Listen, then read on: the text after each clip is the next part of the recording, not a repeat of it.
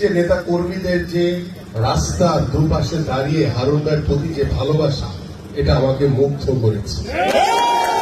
আমি বিশ্বাস করি আজকের যেই হারুন ভাইয়ের প্রতি যে এই এলাকার মানুষের যে ভালোবাসা, ইতিমধ্যে এই বার্তাটুকু আমাদের মাননীয় ভারপ্রাপ্ত চেয়ারম্যান জনাব তারেক রহমানের কাছে পৌঁছে গেছে।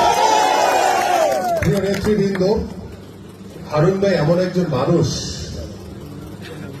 যিনি রাজপথের প্রতিটি মুহূর্তে ওই স্বৈরাচার হাসিনার বিরুদ্ধে প্রতিটি মুহূর্তে নিজের জীবনকে উৎসর্গ করে দিয়ে তিনি রাজপথের প্রতিটি কর্মসূচি তিনি পালন করেছেন।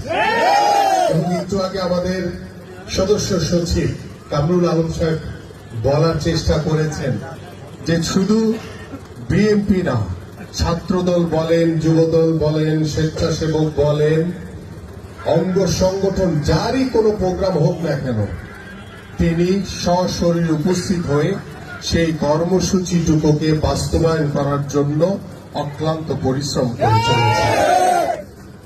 আমি দৃঢ়ভাবে বিশ্বাস করি, আমাদের কামরুল ভাই বলেছেন যে কেন চাইতে হবে, আমি আপনাদেরকে আশ্বস্ত করছি চাইতে হবে না, এমনি আসবে।